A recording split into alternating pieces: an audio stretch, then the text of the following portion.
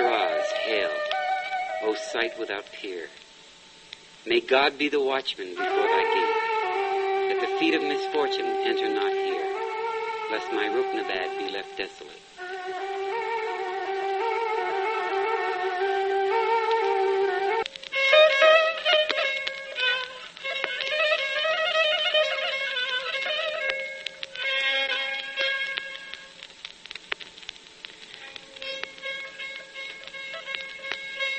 It was a hot afternoon on May 22nd, as I recall most vividly. My brother, my nephew, and I were fatigued after the trying journey from the coast up the precipitous tracks of the rising plateau.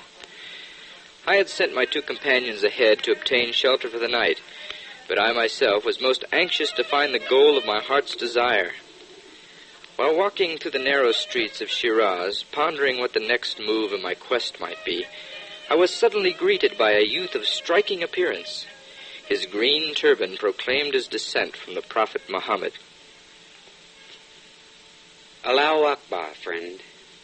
I see from your appearance that you have had a long and trying journey. Please, won't you come to my house where you can refresh yourself, rest a while, and perhaps partake of the evening meal with me? Why, thank you, kind sir. But pray, excuse me. My companions, whom I have walked many miles with, are awaiting me, and will be wondering where I am if I do not soon find them. Commit them to the care of God. He will surely protect and watch over them. Come now, follow me. I was profoundly impressed by the gentle yet compelling manner in which that strange youth spoke to me. As I followed him, his gait, the charm of his voice, the dignity of his bearing served to enhance my first impressions of this unexpected meeting. We soon found ourselves standing at the gate of a house of modest appearance. He knocked at the door, which was soon opened by an Ethiopian servant. Enter therein in peace secure. His invitation, uttered with power and majesty, penetrated my soul. I thought it a good augury to be addressed in such words, standing, as I did, on the threshold of the first house I was entering in Shiraz, a city the very atmosphere of which had produced already an indescribable impression upon me. Might not my visit to this house, I thought to myself, enable me to draw near to the object of my quest? Might it not hasten the termination of a period of intense longing, of strenuous search, of increasing anxiety, which such a quest involves? As I entered the house and followed my host to his chamber, a feeling of unutterable joy invaded my being. Please be seated and make yourself comfortable. Here is a ewer of water. Wash the stains of travel from your hands and feet. Oh, allow me to excuse myself. No, please, here. Allow me to help.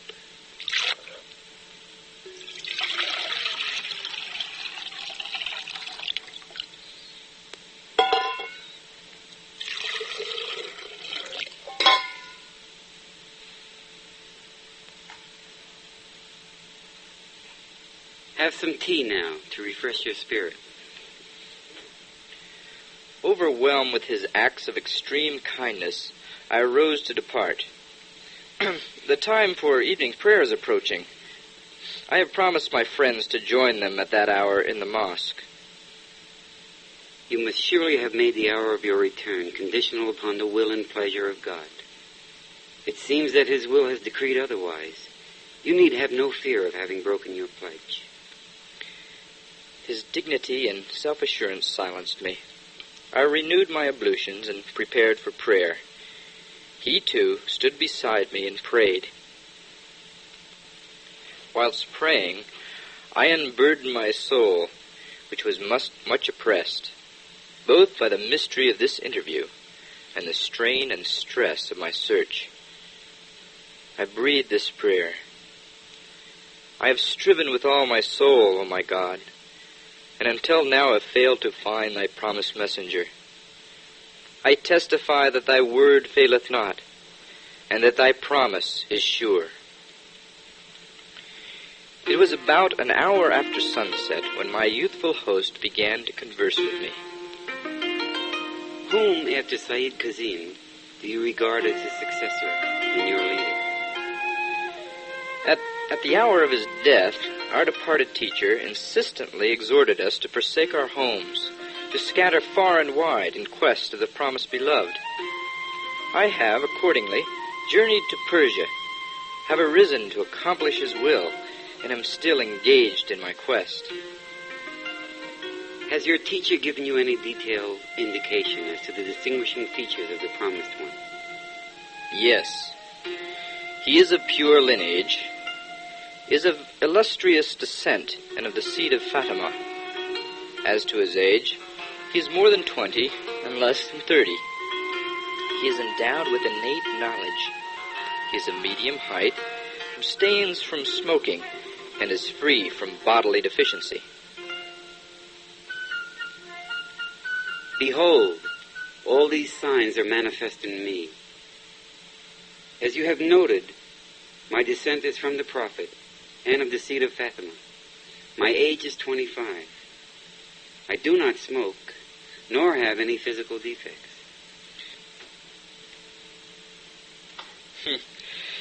He whose advent we await is a man of unsurpassed holiness, and the cause he is to reveal, a cause of tremendous power. Many and diverse are the requirements which he who claims to be the visible embodiment must needs fulfill. How often has Sayyid Kazem referred to the vastness of the knowledge of the Promised One? How often did he say, "My knowledge is but a drop compared to that which he who has been endowed. All my attainments are but a speck of dust in the face of the immensity of his knowledge. Nay, immeasurable is the difference." No sooner had these words dropped from my lips than I found myself seized with fear and remorse, such as I could neither conceal nor explain. I bitterly reproved myself, and resolved at that very moment to alter my attitude and to soften my tone. I vowed to God that should my host again refer to the subject, I would, with the utmost humility, answer and say, "If you be willing to substantiate your claim, you will most assuredly deliver me from the anxiety and suspense which so heavily oppresses my soul. I shall truly be indebted to you for such deliverance." When I first started my quest, I determined to regard the two following standards as those whereby I could ascertain the truth of whosoever might claim to be the promised Qaim. The first was a treatise which I myself had composed, bearing upon the abstruse and hidden teachings propounded by Sheikh Ahmad and Sayyid Kazem. Whoever seemed to me capable of unraveling the mysterious allusions made in that treatise, to him I would next submit my second request, and would ask him to reveal, without the least hesitation or reflection, a commentary on the Surah of Joseph, in a style and language entirely different from the prevailing standards of the time. I was revolving these things in my mind when my distinguished host again remarked, "Observe attentively. Might not the person intended by Sayyid Kazim be none other than I?" "Will you read this book of mine, and look at its pages with indulgent eyes? I pray you to overlook my weaknesses and failings." He graciously complied with my wish. He opened the book, glanced at certain pages, closed it, and began to address me. Within a few minutes he had, with characteristic vigor and charm, unraveled all its mysteries and resolved all its problems. Having to my entire satisfaction accomplished, within so short a time, the task I had expected him to perform, he further expounded to me certain truths which could be found neither in the reported sayings of the Imams of the faith, nor in the writings of Sheikh Ahmad and Sayyid Kazem. These truths, which I had never heard before, seemed to be endowed with refreshing vividness and power. Had you not been my guest, your position would indeed have been a grievous one. The all-encompassing grace of God has saved you. It is for God to test his servants, and not for his servants to judge him in accordance with their deficient standards. Were I to fail to resolve your perplexities, could the reality that shines within me be regarded as powerless? or my knowledge be accused as faulty. Nay, by the righteousness of God, it behooves in this day the peoples and nations of both the East and the West to hasten to this threshold, and here seek to obtain the reviving grace of the merciful. Whoso hesitates will indeed be in grievous loss. Do not the peoples of the earth testify that the fundamental purpose of their creation is the knowledge and adoration of God? It behooves them to arise as earnestly and spontaneously as you have arisen, and to seek with determination and constancy their promised beloved. Now is the time to reveal the commentary on the Surah of Joseph. He took up his pen, and with incredible rapidity revealed the entire Surah of Mulk, the first chapter of his commentary on the Surah of Joseph. The overpowering effect of the manner in which he wrote was heightened by the gentle intonation of his voice which accompanied his writing. Not for one moment did he interrupt the flow of the verses which streamed from his pen. Not once did he pause till the Surah of Mulk was finished. I sat enraptured by the magic of his voice and the sweeping force of his revelation. At last, I reluctantly arose from my seat and begged leave to depart. Kind sir, I really must be leaving. My companions must be worried as to my whereabouts. Please be seated. If you leave in such a state, whoever sees you will assuredly say, "This poor youth has lost his mind." I noticed that the clock had just registered 2 hours and 11 minutes after sunset. This night, this very hour will, in the days to come, be celebrated as one of the greatest and most significant of all festivals. Render thanks to God for having graciously assisted you to attain your heart's desire, and for having quaffed from the sealed wine of his utterances. Well is it with them that attain thereunto. At the 3rd hour after sunset, my host ordered the dinner to be served. That same Ethiopian servant appeared again and spread before us the choicest food. That holy repast refreshed alike my body and soul. In the presence of my host at that hour, I felt as though I were feeding upon the fruits of paradise. I could not but marvel at the manners and devoted attention of that Ethiopian servant, whose very life seemed to have been transformed by the regenerating influence of his master. I then, for the first time, recognized the significance of this well-known traditional utterance ascribed to Muhammad. I have prepared for the godly and the righteous among my servants what eye hath not seen, ear heard not, nor human heart conceived. Had my youthful host no other claim to greatness, this were sufficient, that he received me with that quality of hospitality and loving kindness which I was convinced no other human being could possibly reveal.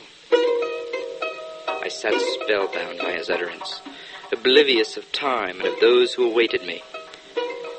Suddenly, the call of the Muztahin summoned the faithful to their morning prayer, awakened me from the state of ecstasy into which I seemed to have fallen. All the delights, all the ineffable glories which the Almighty had recounted in his book as the priceless possessions of the people of paradise, these I seemed to be experiencing that night. Methinks I was in a place which it could truly be said, "Therein no toil should reach us, and therein no weariness shall touch us. No vain discourse shall they hear therein, nor any falsehood, but only the cry, Peace, peace. Their cry therein shall be, Glory be to thee, O God, and their salutation therein, Peace. And at the close of their cry, Praise be to God, Lord of all creatures." Sleep had departed from me that night. I was enthralled by the music of that voice which rose and fell as he chanted, now swelling forth as he revealed the verses of the Qayyum al-Azma, again acquiring ethereal, subtle harmonies as he uttered the prayers he was revealing. At the end of each invocation, he would repeat this verse, "Far from the glory of thy Lord, the all-glorious, be that which his creatures affirm of him, and peace be upon his messengers, and praise be to God, the Lord of all beings." He then addressed me in these words. O thou who art the first to believe in me, verily I say, I am the Bab, the gate of God, and thou art the Bab-el-Bab, the gate of that gate. 18 souls must in the beginning, spontaneously and of their own accord, accept me and recognize the truth of my revelation. Unwarned and uninvited, each of these must seek independently to find me. And when their number is completed, one of them must needs be chosen to accompany me on my pilgrimage to Mecca and Medina. There I shall deliver the message of God to the Sharif of Mecca.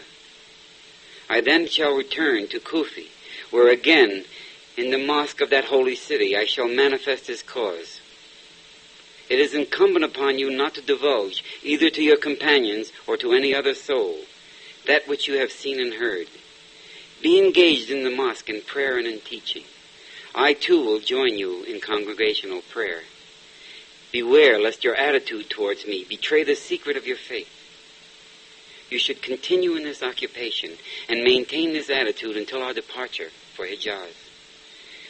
Ere we depart, we shall appoint unto each of the 18 souls his special mission, and shall send them forth to accomplish their task. We shall instruct them to teach the word of God and to quicken the souls of men. Having spoken these words to me, he dismissed me from his presence.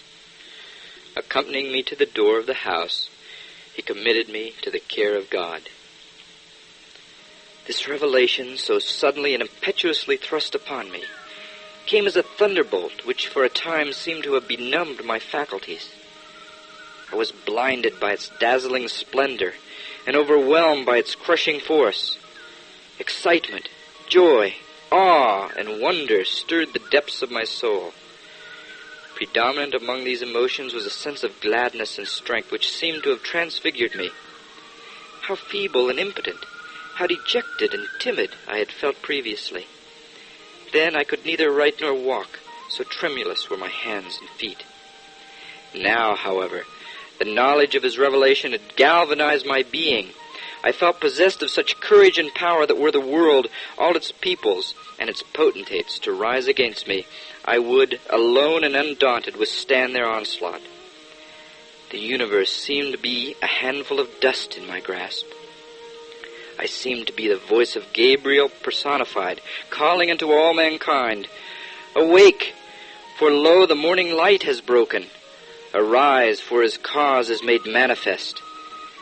The portal of his grace is open wide. Enter therein, O peoples of the world, for he who is your promised one is come."